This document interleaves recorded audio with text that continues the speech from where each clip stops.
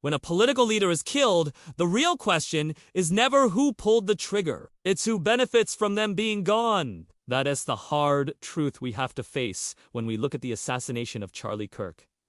The official story, the one fed to us through press conferences and headlines, tells us it was a lone gunman, Tyler Robinson, with a political motive. A simple, clean explanation designed to close the book. But for many of us, that story just doesn't add up. It feels too convenient, too neat, and it leaves the most important questions completely unanswered. So, let's quickly recap what we've been told. Charlie Kirk, the founder of Turning Point USA, was assassinated. The official narrative pinned it all on a man named Tyler Robinson. They painted him as a lone actor driven by political extremism.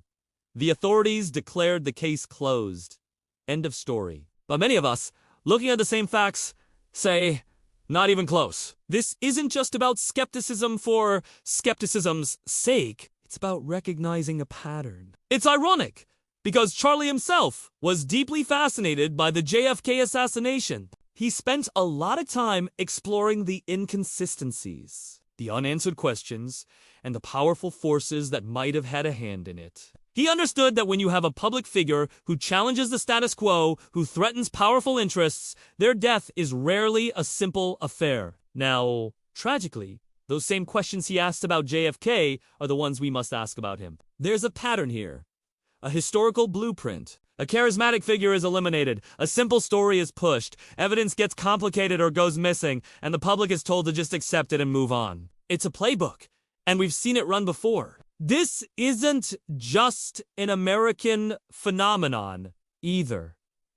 Look at France. They had massive scandals involving arms deals and political assassinations that rocked their government. The official stories were full of holes, but it took years, sometimes decades, for the truth to slowly drip out. We learned that high-level officials, intelligence agencies, and powerful business interests were all implicated. The media and the government worked together to manage the narrative, to slow-walk the release of information until the public lost interest. So, if we know that governments and media institutions are capable of spinning a story and hiding the truth in a country like France, why should we blindly assume perfect honesty and transparency here, right now, with Charlie's death?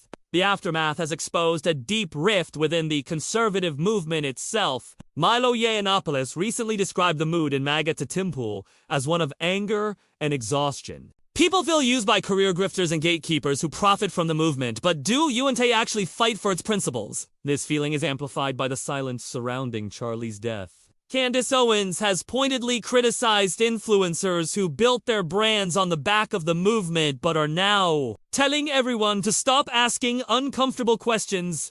They're quick to jump on any other controversy for clout, but when it comes to a serious investigation into the death of one of their own, they want to shut it down. It makes you wonder what they're afraid of. This is where the power of independent media comes in. While the legacy outlets just parrot the official press conference talking points, independent creators are doing the real work. Channels like One Shot TV and others have been scrutinizing the details. They're asking tough questions about the weapon used, the distance of the shot, the logistics of the assassination. They aren't just accepting the story they were given, they're doing the forensic and critical analysis that the mainstream media refuses to touch. It's a major shift. Regular people, armed with curiosity and a camera, are now the ones holding power to account, filling the void left by a complacent press. So, if we aren't buying the official story, we have to ask that fundamental question, who stood to benefit from Charlie Kirk being gone? Let's organize this into 3 main buckets of possibility, without making direct accusations,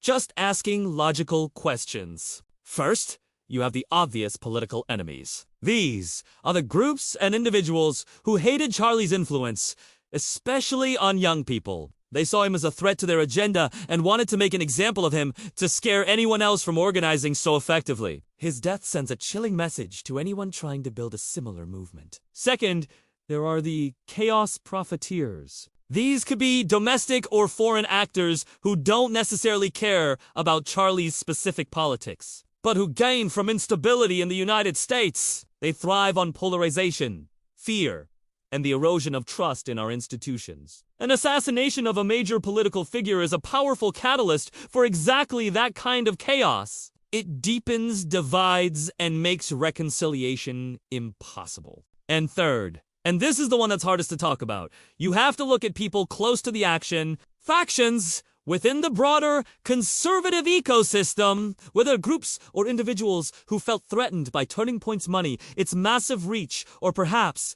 its secrets. When you have an organization that grows that fast and handles that much money, internal power struggles are inevitable. Money, secrets, and power. If you look at Charlie's last year, all three of those elements were swirling around him in a major way. What has been most revealing is how quickly the media and even some figures within the conservative movement moved to label any questioning as a conspiracy theory. Before all the facts were even out, the narrative was set in stone. If you ask questions, you're a crank. This pressure to remain silent is intense. There's a coordinated effort to stop people from asking about TPUSA's internal dynamics, its funding, potential foreign links, or the possibility of an internal betrayal. The message is clear. Don't dig here. But here's the bottom line. Whether you loved Charlie Kirk, hated him, or never watched a single video of his, you deserve the full story. A political assassination is not a partisan issue. It's an attack on the very fabric of a free society. We can't allow the truth to be buried for political convenience. So, I'm asking you to do one thing. Pay attention. Watch how the narratives change over time. Question anyone who tells you the story is already over. And tell me, in the comments, which of those three motor buckets do you think is the most important one to investigate money, secrets, or power? Let me know your thoughts. Thanks for watching.